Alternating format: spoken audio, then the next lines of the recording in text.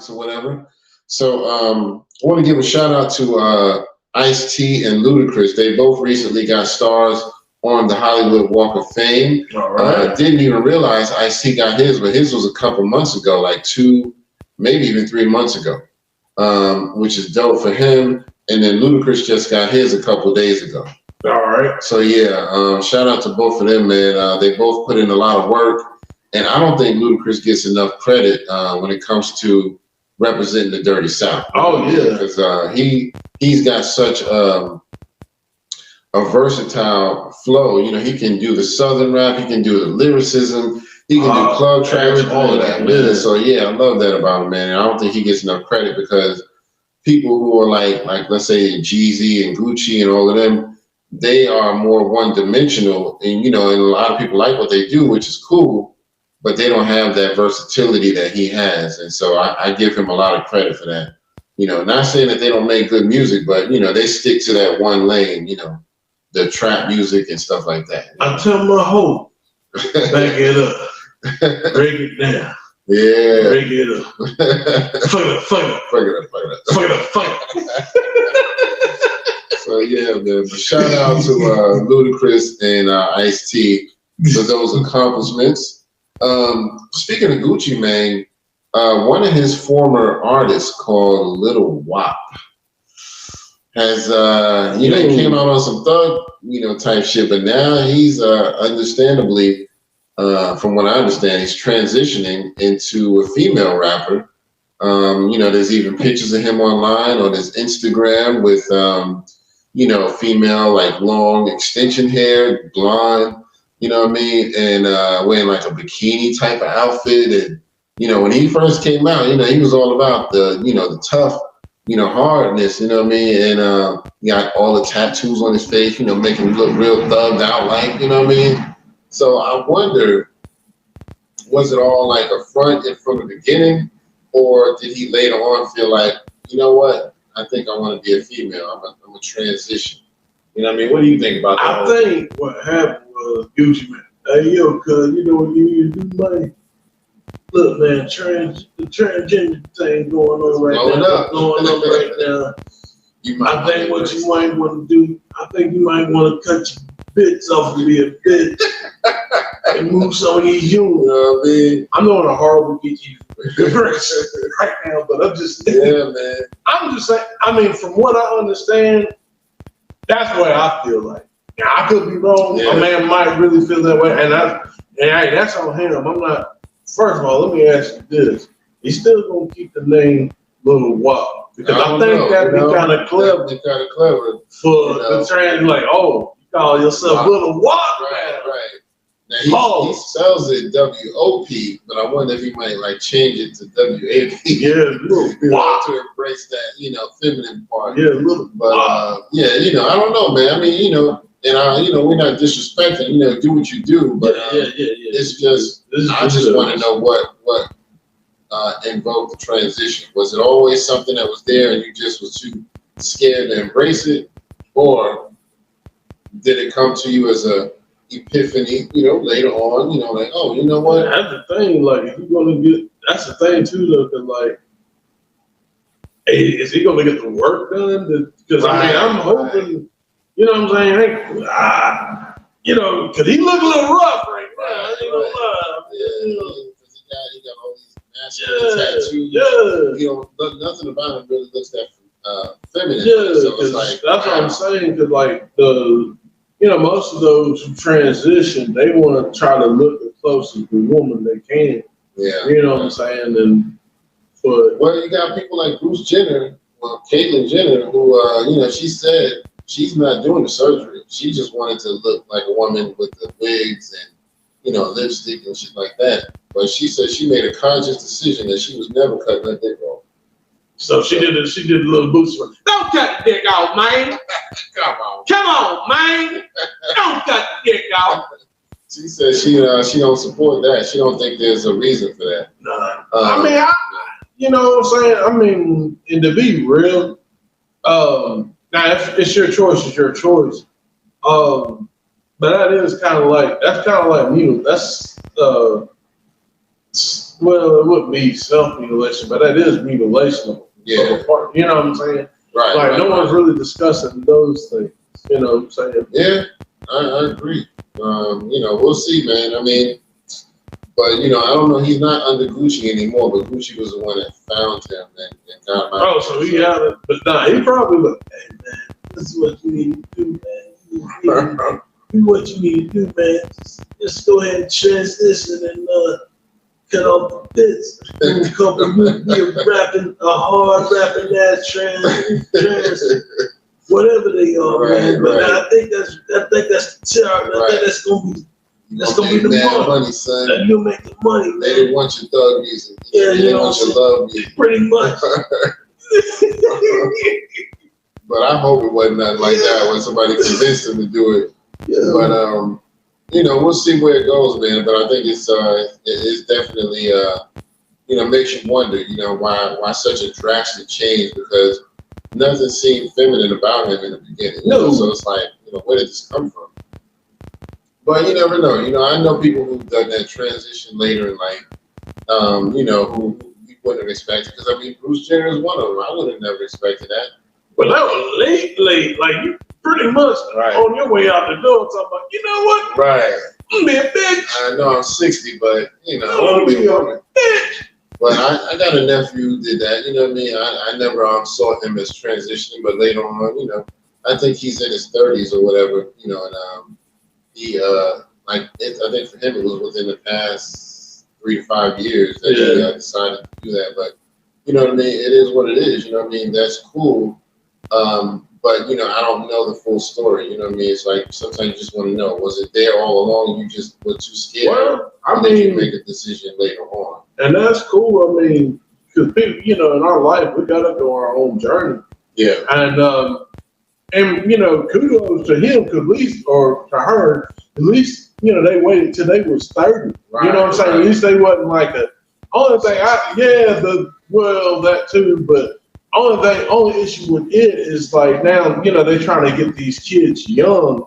Yeah. And they're trying to do like, well, we got to get them young because, you know what I'm saying? We got to block the hormones to change and all that stuff so they can, and that's, to me, that's kind of dangerous. That's a lot of dangerous. That's a lot of stuff you're playing with. Because young kids are impressionable, and so you need to let them make their own decisions. I mean, when you try to influence a child when they're still young and naive and don't know no better, nah, man, I don't agree with that. You know what I mean? Let them make their own decision. If they really want, if it's a little boy who wants to be a girl, he's going to become a girl at some point, no matter what you do. Yeah. So if he's 4 or 5 years old and you trying to make him dress in girls' clothes just because you think it's cute, or you teaching them stuff about feminine behavior because you think it's cute, that's kind of influencing. You know what I mean? Even like if a child says or has no opinion at that point, you know what I mean? Like, you know what I mean? Sometimes, a boy, and I don't want to go too deep, but sometimes a little boy, they might say something like, girls got it easy. I wish I was a girl because they get it easy in life. Then all of a sudden you think, oh, okay, well, he must be wanting to be a girl then. So let me start dressing him up like a little girl just because he, said some statement like that. Let me make something clear. I commend women because no, they do not have it easy. Right, they definitely do. They do not. Definitely do not. When you can say like certain things, they go lightly and people favor them in court and things like that when it comes to certain things. But when it comes to like biological shit, like they bleed. Yeah. And then sometimes they go through painful, like I would not wish that on anybody. Listen. That's the only thing that when the trans women say, trans women are women too. Nah, no fucking way. Right. You ain't bleeding down the dick every month. I'm sorry. I'm sorry. I mean, I respect y'all, but hey, I wonder if some of them would still make the choice if they had to, get the cycle every month, get the paid. And they say, hey, if you want to go full girl, you gotta embrace this part too. You gotta get these paid, bro. I wonder if some of them will still do it. I don't think that's what you want. Right. But it is what it is, man. Like I said, no disrespect. We just we just talking or whatever. Yeah, we just shooting the shit, y'all. Love is love. But I want to go back a little bit to the whole Ice Cube and the AI thing, man. You know, I want to kind of talk a little bit more about that because, you know, the AI thing, man, I mean, it is becoming a huge deal now. And, you know, his words were that is demonic. You know what I mean? You know, first of all, I want to know, do y'all agree with that? And, you know, what do y'all think about AI in general? Because if it were me, I don't necessarily think I would call AI demonic, but I think it is something that's taking advantage of resources that, you know, that can emulate. I don't know if it's demonic per se. It might be, but if anything, I think it's just something where they're taking advantage of something, you know, that emulates another thing. And I think it kind of does go too far because there are people who are putting out AI music who are getting like millions of views and making money off of it because, you know, once you get up there in those views, YouTube starts paying you. Yep. And so, you know, you're profiting off of music that's not real music. It's something that's been taken with somebody else's, without somebody else's permission. Yeah. So, you know, what do you think? Do you think it's considered demonic, or what do you think about it? Well, I mean, I would say that's a strong adjective for Ice Cube to say that, but I understand the context of what he's saying. It's like, look, you taking somebody's likeness, right? And you know, the voice is kind of like the likeness. Yeah. So you're taking that and then you're going to apply it to the song. You know what I'm saying? So I get it. Like, I understand what he's saying. But someone's talking about, like you said earlier, someone saying like, oh, they took all those beats, like the jacket for beats. But yeah, those were beats. Right, exactly. And like I said, you're taking those beats and then you know what I'm saying? It's not like it ain't like in the early days hip hop, like the hip hop dudes was like doing their rendition of James Brown. Like, we're gonna take this song and do the James Brown song verbatim. Right.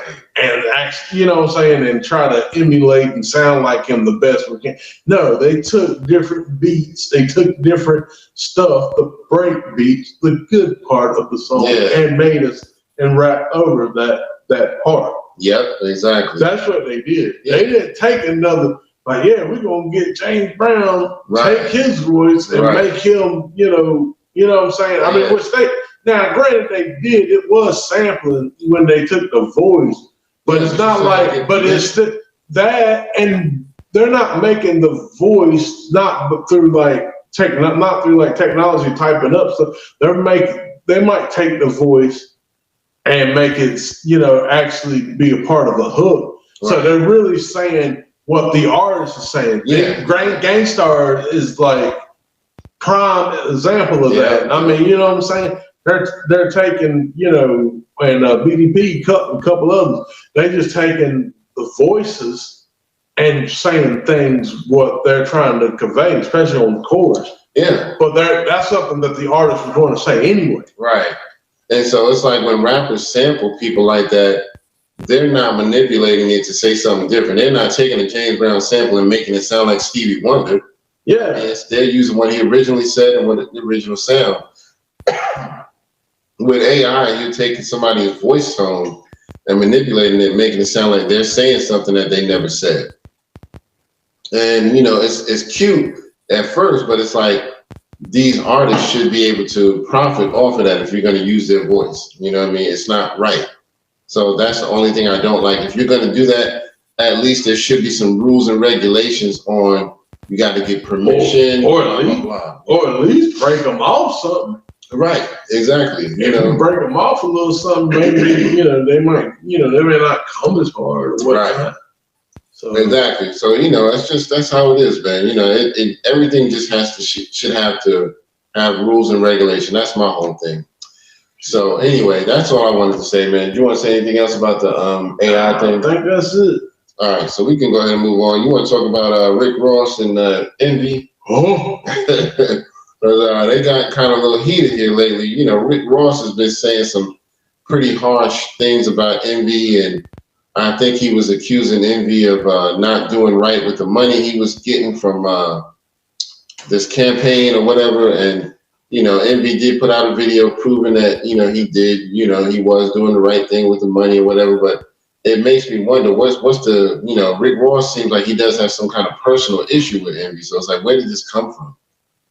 Look, I guess it's good in mine. All I know about that too, like, DJ Envy also called him out for like his house being an Airbnb, right? He's talking about all these other people don't do this. Yeah. And it's like, man, I was getting that petty. Like, yeah, man, it's crazy. Yeah. It's like it's unnecessary. Yeah, because I think Rick Ross did say something about Envy's cars that he was using were rented or something like that. The cars is rented. I didn't know the cars was rented. Oh. And it's like, I like some of Rick Ross's music. Horrible Rick Ross.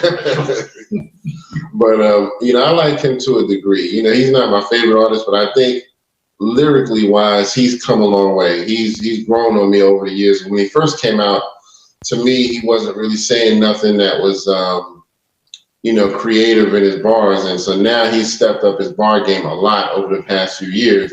So I give him a lot of credit for that. But he makes great collabs. Yeah, he makes great collabs. That's usually the stuff I listen to when he's collabing with somebody. Yeah, he actually made great collabs, especially with Nas. Yeah. That accident murder shit. Woo! Man, listen, he's done some dope collabs. But yeah, so but other than the fact that he's gotten better with the music, I don't really have a whole lot of respect for the pettiness. You know what I mean? I kind of lose a lot of respect when it comes to that. But yeah, he killed. Yeah, I ain't gonna lie though. He killed motherfucking. And shout out to 2 Chainz. Oh, 2 Chainz. He killed him in that verse. Yeah, I like 2 Chainz, man. And I ain't gonna lie, for just to set the record straight, even though Ross killed him in that verses, I listen to 2 Chainz before I listen to Rick Ross. 2 Chainz actually makes more stuff that I like. You know what I mean? And I think that was because he was down with people like, when he was rapping with Ludacris and when he was rapping with Good Music and all of them types, he raps with a lot of people who can spit. And so stuff like that really makes me gravitate towards him because he actually tries to step up his bar game. But, neither one of them, I have never really bought either one of their albums, but I do gravitate a little more toward 2 Chainz because he was definitely trying to step up his bars a long time ago, and I got to give him that. But, yep, that was all I wanted to say about that.